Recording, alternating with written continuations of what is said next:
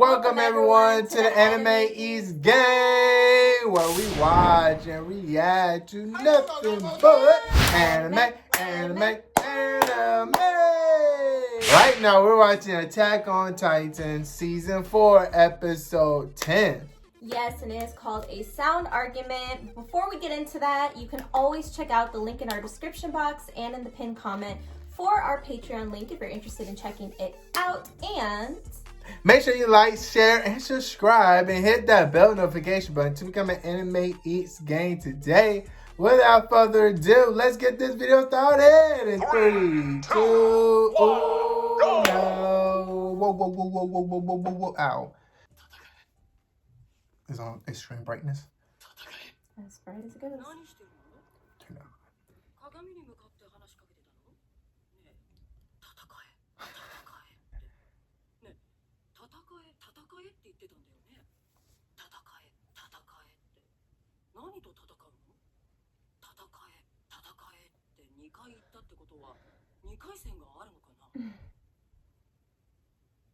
What she said? What's wrong with you? 普通はそんな一人で喋ったりはしないと思うんだ。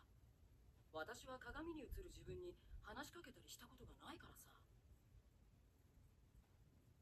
その髪型、かっこいいと思うよ私は。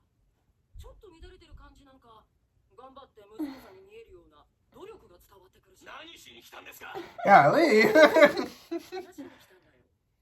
初めて会った時なんて一晩中巨人について語り明かしたじゃない。That is true. 私の一方的な話を君は聞いてくれた。私は確信してた。君がヒストリアを犠牲にすることはないって。So pretty. 1年前 2 years ago. 船ごと担ぎ上げられて以来ですね。これからよろしくお願いします。今後もお前ら Look how short he is. 見せたのは最大限の情報だ。それで十分です。今日はめでたい日になる。港が完成して初めて外国の要人を迎えるのだから。パラディ島唯一の友好国、ヒーズル国。その特使、清宮あずま人。Wow. Isn't that an Asian name? この家紋に見覚えはございませんか Yeah, look. Uh-huh. Oh, that's crazy. これはお母さんが秘密にしてろって。子供の頃、俺には見せただろう。その秘密はきっとこの日のためだ。さあ。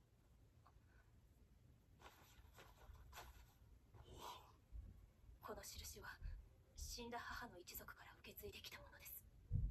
私も自分の子に託すように言われました。Oh my my goodness. God. とけなげなことでしょう。およそ100年以上前、アズマビト家の御親にあたる我が将軍家子息はフリッツ王家と婚姻にしており、このパラディ島に投留しておられたのです。そして巨人大戦後、ヒーズル国は敗戦国として立場を追われ、その混乱の最中、将軍家の忘れがたみはこの島に取り残されたのです。あなたは我々が失った生き物たちの末裔、ヒーズル国の希望です。I don't know what a That's nation crazy. is. それこそ奴らの思うつぼだろう。一つ確かなことがある。我々は Pixie got a bald head. よちよち歩きを始めた赤ん坊に過ぎん。今は黙って耳を貸すのみとしよう。ねえ、その印、なんでエレンだけに見せたの？ Look at Historia. 誰にも見せなかったじゃない。これはなんか嬉しそうだな。嬉しいんだよ。私たちは生まれのことで重い荷物を背負う者同士なんでしょ。ミカサが一緒ならこんなに頼もしい人いないよ。Look at Aaron before he like. I know, before he turned into Darth Vader. 私たちを引き合わせてくれたジーク・イエーガーの存ジークイエーガー。私どもは彼と密会し、ミカサ様への取り次ぎを条件に、ある取り計らいに賛同しましたことを報告させていただきます。まずはこちらをご覧ください。これはこれ Maneuver. ご存知でしたか。マーレの機密案件でしたが、この立体起動装置はパラディ島で開発された巨人を殺す兵器です。私が個人的に調達したものですので、ご安心を。こちらを差し上げます。しかし、この兵器を動かすには、ある特殊な燃料が必要です。それを彼らは、氷爆石と呼んでいました。ジーク・イエーガーは自分の計画に協力するなら傾いた国家が大国に返り咲くほどの産業を手にするでしょうと提案してきたのです。まだ埋蔵量も調査したわけではございませんのにね。ですがそれが事実ならこの近代化の時代において金銀財宝に等しい資源が眠っておられるのです。私は出しに使われただけ。Yeah, right? I'm 金の匂いに鋭いから交渉はうまくいくってイエレナが言ってたな。やはり儲け話もなしにこの島に来る危険は冒せんというわけじゃな。それでジーク・エーガーとの取り計らいとは一体何でしょうか。ご存知の通りジーク・イエーガーは秘策があると主張し、それにはヒーズルの介入が不可欠だとしています。こちらは地ならしでこの島を守るために必要な3つの過程です。まず1つ目は地ならしの実験的活用。その力の一部を公開し、世界に破壊力を見せつけるのです。2つ目がヒーズルの介入。地ならしが必要なくなるまで、この島の軍事力を世界の水準並みに底上げすることが目的です。そして、その期間における始祖および王家の血を引く巨人両者の継続的な維持。これが3つ目の過程。ジークは獣の巨人を王家の血を引く者へと継承。その者は13年の任期を終えるまで可能な限り子を増やすこと。Oh my gosh. Yeah, so you keep going up. 地ならしは強力な兵器だ。手放すことができなければ何世代にもわたり継承は繰り返されていく。今私たちが助かるためならこんな解決不可能の問題を未来の子孫たちに残していいのか。いいわけがない。しかしわかりました。私は獣の巨人の継承を She didn't even think about it. Look. Like livestock, that's crazy.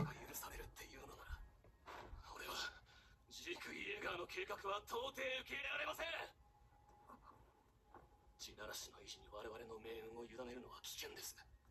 残された時間の限り、あらゆる選択を模索するのが我々の取るべき最善策ではないでしょうか。君と焦燥感を共にしたつもりだった。でも君がなぜ単独行動に出てこの島を危機に追い込んだのか。 So that's when he decided to go on his own. ヒストリアはどうなってもよかったのかい。俺は潜水の巨人を食いました。この巨人の能力は地面から自在に硬質化を操り、武器でも何でも生み出せるわけです。つまりどれだけ深く硬い地下に俺を幽閉しても無駄だってことです。俺はいつでも好きな時にここを出られる。当然子孫を持つ俺を殺すこともできない。いくら大きなところでジークを殺すわけにもいかない。つまりハンジさん、あなたに何ができるって言うんですか。 Oh, Aaron, woo! 教えてくださいよ、ハンジさん。他のやり方があったら教えてください。 You gotta transform right now? I know. Aaron, you're bird! He's still in his rebellious phase.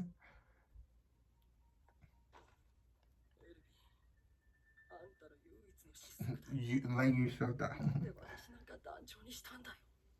I know, right? Boy, Hanji, I'm sorry. That's what I'm saying. Man.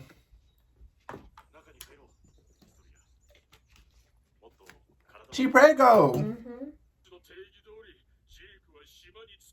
巨人にしたヒストリア女王に食わせるべきだったんだ。それがまさかガキを起こしらえ遊ばされるとは。Meaning she fuck around. 名ばかりの女王様ってことだ。おい、やめろ。女王には相手を選ぶ権利がある。誰の息もかかっていない相手であることは調査済みだろう。同じ地で生まれた青年だ。Who do you think it is? Oh no. 女王に石を投げつけていたらしい。かばってほしかったようだ。孤児院を手伝っていたのも罪悪感からだと。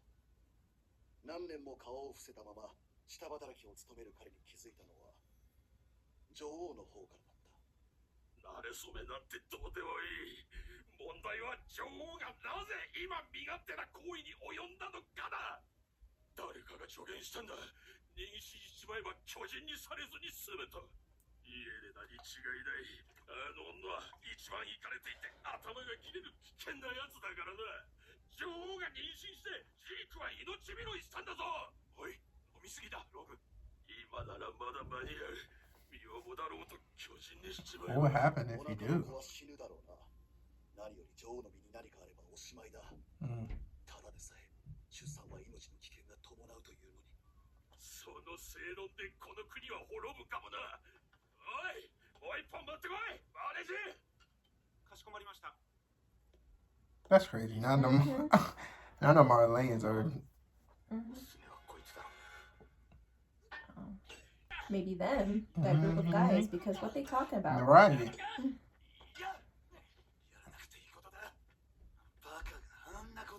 Is that John? It looks like him, but Yeah, that's Aaron. we can develop our muscles and blah blah at the same time as I can't with him. Ain't she low-key strong by herself? But...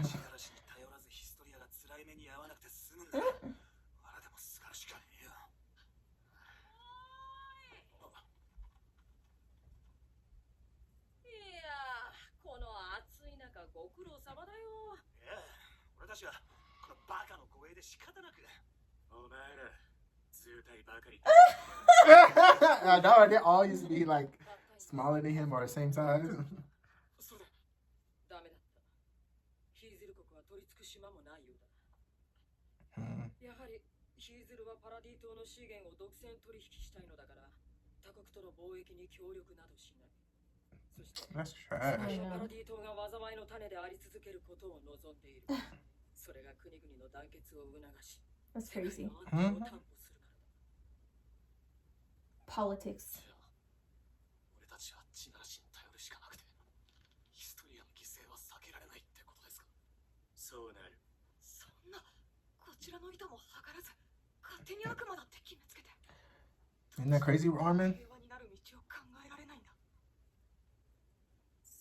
I don't know, always think about peace, always. 私たちが何者かわからないから恐れている。そうだ。顔の見えない相手なんかを信用するわけにはいかないからね。だから会いに行こう。わからないものがあれば理解しに行けばいい。それが調査兵団だろ。そこで本場のマーレ料理に舌包みを。俺何持っていこう。腹を下したら大変だよな。 Ew. 故郷の味を何かハンジさんの話聞いてた？僕たちが平和を望んでいることを世界が知れば何かが変わるかもしれない。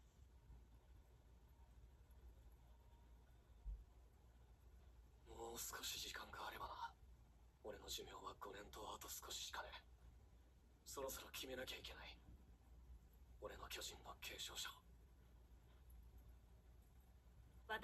Mikasa. お前じゃダメだよ。アッカーマン家が何なのかまだ分かってねえんだ。何よりヒーズルといろいろやってこってやつが巨人になってどうする？ Yeah. お前じゃダメな理由は多すぎんだよ。じゃあ他に誰が？俺だ。まず俺はエレンよりはるかに頭がいい。Oh, see, back in the day, John, I'd be like, what? But maybe. いかなる状況でも優れた判断力を発揮できる稀有な存在。それが俺だ。お前のお下がりは気に入らねえな。 実際俺以上の人材がいるか? To be honest, who? Exactly.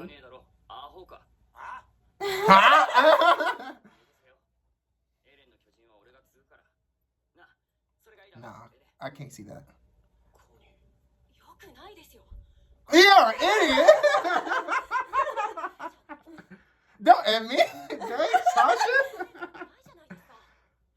She called him an idiot twice. And Sasha, you better not say, no!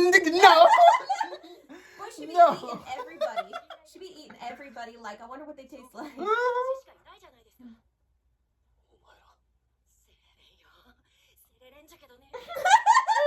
Her country accent.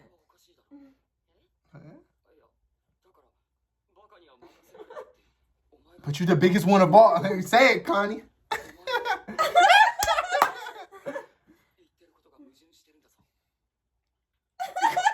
about to hook. They about to fight. What was I that? can't. The cringe is real. お前らが大事だからだ。 That was so funny. だから It's so funny because we know each and every one of them. It's so funny. What kind of mood is this? Why are you turning red too? Everybody turning All red. red. 夕日のせいだよ。 John, it's the sunset. みんな赤くなってるからさ。義勇兵の拘束がまさかピクス司令がそんな強硬策に出るとはな。調査兵団は彼らと距離が近いから事前に知らされなかったらしい。そうせざるを得ないだろうな。ジークの思惑が確定していない以上、俺たちは危険な状態にあるんだ。 Radio pickle. そして突然ジークの計画に乗ったエレン。ジークと接触して何を話したのか。真相は本人たちにしかわからない。なあ、お前らにはあれがエレンに見えた。俺は違うと思う。あいつはエレンじゃない。もしあいつが俺たちじゃなく、腹違いの兄貴の方につくことがあるなら、あるならどうするの？俺たちは奴を切る覚悟を No, しておく。 Mikasa ain't gonna have that. Yeah, I won't let you. Mikasa will stand by Eren no matter what. No matter what, Connie. そんなことにはならないと思う。エレンは誰よりも私たちを思っている。みんなも分かっているはず。 But dang, after what happened to Sasha, I don't know now. だから私たち以外の外部に対して攻撃的になったのかもしれない。きっとその思いが強すぎたから。それはこう破壊させ、お前を戦場に呼んだ。あいつが大事だと言った俺も、コニーもサシャもだ。それは私たちが信頼されてるから。実際私たちが行かなければ何もできなかった。サシャが死ぬこともなかっただろうな。ミカサ、サシャが死んだ時エレンはどうしたと思う？ Oh my god. 涙を流したと思うか？悔しがったと思うか？コニー、よせ。笑いやがった。 He laughed. 一体何がそんなにおかしかったんだろうな。サシャが死んだことのどこが。説明してくれよ、ミカサ。なんでエレンは笑ったのか。エレンのことは何でもわかるんだろう。エレンと話そう。僕とミカサと3人だけでエレンの真意を確かめるんだ。話し合ってどうする？もしジークと同じ目的だったら。巨人化の薬を入手した兵団には選択肢がある。まさか信頼できる他の誰かを巨人にしてエレンの始祖を継承する選択だ。 And you know what? Why can't it be Falco or something like that? I mean, they don't trust him yet. So I why know, would they but consider like him? they've been working hard for We'll it. see. But that's risky. That is risky. I'm not saying that, but I feel like maybe it will come down to it. So we finally get to see the divide between everybody right now on this Eren issue. Mm-hmm. So I feel like, oh, it's hard because this has turned into a psychological analysis of Eren and why he's being the way he's being. Yeah. And we could chalk it up to first off, a whole bunch of extreme traumas that he's dealt with. But I feel like, because if we, I feel like his change has been a shock to both of us, but I feel like it would have been more impactful if we watched him right after watching the previous seasons, because them showing flashbacks of them, yeah, that's great because it's stuff we've never seen before, and that is before Eren, like, a switch officially went off. But I'm truly was thinking back to the first season, season 2, season 3 even, and Eren had started to change, in season 3, but like he was so caring. Like that's really what drove him. He was like your typical anime protagonist in that way, where he's like, no one's gonna hurt my friends, no one's gonna hurt the people I care. My mom died, Kill all this stuff. Kill all Titans and all that stuff. But and he was very like, I'm gonna do this no matter what. I don't even care if there's no logic behind it, but this is gonna happen. I'm gonna keep everyone I love, and this is just what's gonna change. This is how the world's gonna be when he goes out and does it. But now the time is coming where it's like he said no matter what, he would want to eradicate the Titans or somehow get rid of everything. But I think back then it was like ignorance is bliss. It was easy for him to say that. It was easy for him to say he was going to kill all Titans and bring an end to this. Especially, like you said, ignorance is bliss, because he didn't know. That is way much into play. Like, a lot of stuff is into play. Nobody knew that. None of them knew that there were politics behind this. Nobody knew that there were secret plans. Nobody knew that there were just so many different sides of this. It's not a dual-sided coin. It's not the Marlenes and the Eldians. It is such an intricate network of so many things that they had no idea they signed up for. So I feel like Eren kept this really like somewhat ignorant hope and optimism for so long. And now I feel like a switch was flipped inside of him, where it's especially hearing Zeke playing. Exactly. I feel like it really, first off, he never ever thought that they would even be considering working with Zeke. First off, just like we never thought that that would be a consideration. But on top of that, Historia is coming into play. He's not. I think it's something that he never wanted her to be. Never wanted to be part of, or trying to turn into a Titan and consume the Beast Titan. But it's like, no matter what he thought in the past seasons, he's seen a lot of things unfold that I think are really, they're weighing heavily on him, and he probably doesn't know how to act. And to be honest, I feel like, because again, I'm sorry that I'm bringing up Star Wars again. I'm sorry I'm bringing up Star Wars again.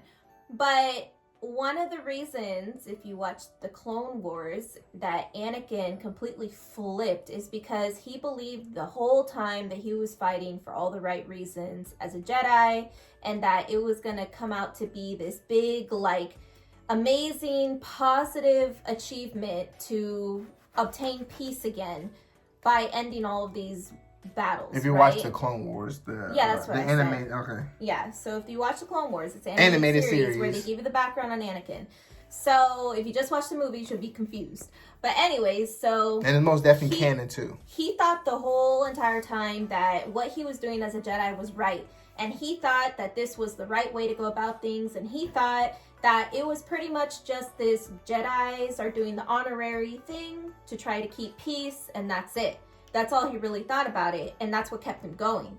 But then come to find out, as time went on, there were a lot of different sides that unfolded before him, and he faced the ultimate betrayal, which was all the clones that they were fighting alongside this whole time actually had a switch in them. You know, they had a switch in them that made them turn against the Jedi and kill almost all the Jedi in existence. And this is where Anakin started to become evil, right? And it came from him caring so deeply, and he just ended up losing himself, you know? And I feel like Eren is not knowing how to process any of this, and I feel like the conclusion he's drawing right now might be one where he's thinking, well, screw it then. Nothing I've been doing works, obviously. None of this is a beautiful light at the end of the tunnel. It's not rainbows and daisies. It's not going to be that way. So I feel like right now, whether this change is permanent or not, I don't know. But I feel like he crossed over to the dark side. You know what I mean? And then I feel like he showcased it when he was in the cage or in the jail cell talking to Hanji, saying that, who are you? I can turn into a Titan right now. I got a fighting Titan with me right now. Like, who are you and what have you done, you know? And he almost changed and transformed, you know? So it does seem like it's him against the world. But I don't know, maybe because like he has so many things going on in his head that nobody would never understand with the whole Titan. He got 3 Titans in his head right now. He really fighting demons and fighting with 3 things in his head. 3 almost like you can say people in his head. With a whole bunch of memories and all that. So it's kind of tough to be in his position. Very tough. I mean, it had been tough ever since the dawn of time when his mom got eaten. But it got tougher when he inherited a Titan and nobody knew what was going on with him, including himself. And now, like you said, he has 3 Titans and we're not even just dealing with this whole season. They plunged us into the world's issues, not just the Eldians living in paradise all this time. We're not dealing with just their issues anymore. And Eren, this is a lot to take in. Yeah, because like look at the Asian group coming in and talking to Zeke and trying to form some type of plan, alliance, yeah. But see, that too, that's the crazy part, is I feel like one of the pivotal moments for Eren psychologically is the fact that they got to meet this other nation and hear about this grand master plan that Zeke has or whatever. And there was a little bit of hope with this nation. I know I felt a little bit of hope because that's crazy, because that's Mikasa's ancestors, you know what I mean? Right. And so I felt a little bit of hope. And she's like the last one too. Exactly. So it was really cool to see them. But then here comes reality. And this is just reality, where they just want to use them to monopolize and make a ton of money. And just continue to leave the Eldians at the bottom of the barrel because that serves everybody else. That helps everybody else. So finding that out when Hanji came and told them that, it's kind of like a constant like beating, because you thought this was just about the Titans, and it's no longer about that. It's about the fact that essentially it seems like the whole world is literally against you. Right. And literally. It's crazy because it just seems like Eren's just taking it in his own hands, taking everything into his own hands, regardless of anyone else. Yes, he cares, but maybe he's so far gone, and the only thing that he can showcase his emotion is laughing when when Sasha died, you know. But like Connie was like, why did he laugh? What was funny? Her death? But man, it's crazy because that laughter can mean a lot of things. A lot of things. Laughter is not only, it's funny. You know, laughter can be because you're embarrassed or you know how people laugh when they're feeling embarrassed, and when they're angry, or when they're angry, especially when they're angry. And he's probably angry, to be honest.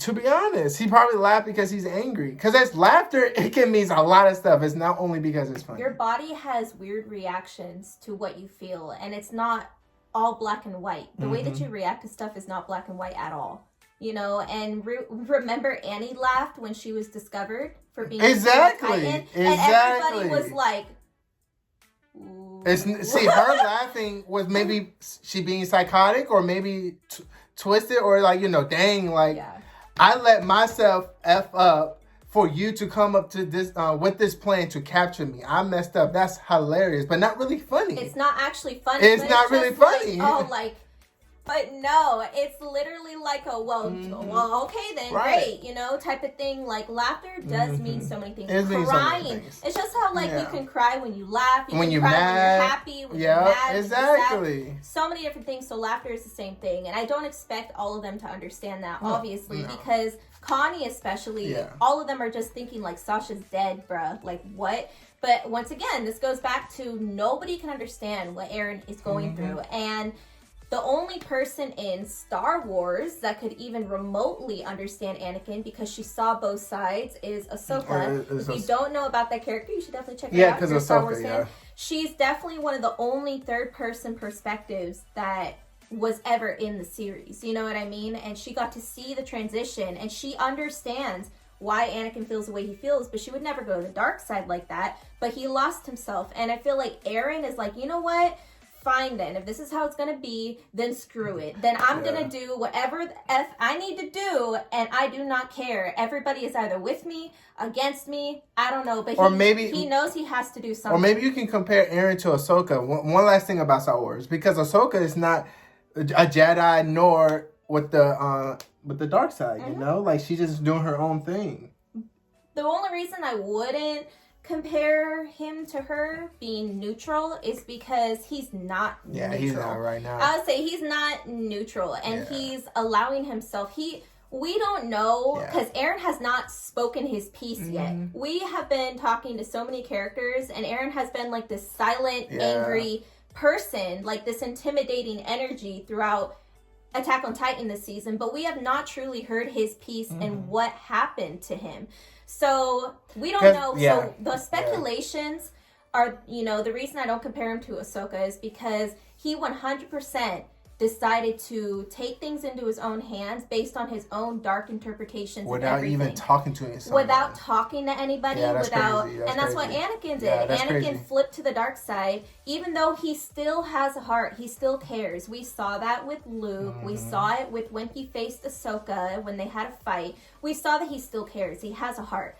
But he has lost himself to something that he thinks, that's the key words, is right and what's going to ultimately make the world better. And same with Eren. It's not that Eren doesn't care about them, and I applaud Mikasa for trying so hard to find the good left in Eren, because it probably is there. I don't think it's not, but like I said, nothing has worked. Him being this little optimistic, crazy, lunatic, whatever protagonist has not worked. So now it's like a lot had happened. A lot has happened. It's just like how Rainer, we saw what Rainer was suicidal. Right. And then we see Zeke. Zeke is hella radical. We don't even know what he's truly up to. So it's like everybody has been so damaged that Eren, we had not seen super damaged Eren yet. Yeah, he was damaged. He went through a lot because he went from I want to kill all Titans to almost to the end of season 3. He broke down. He got captured. Remember, he got captured and was in chains, and he broke down saying, "F it.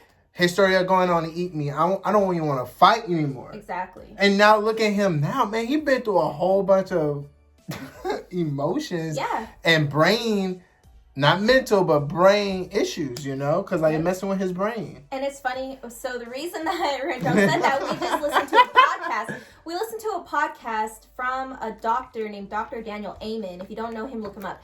But he talks about how when you receive so much emotional trauma and physical trauma to the brain, then it damages your brain so much to where you become crazy in other people's eyes, you know? And if you literally do a physical scan of the brain, you can see the damage that has been done to the brain from emotional trauma, physical trauma, drugs, etc.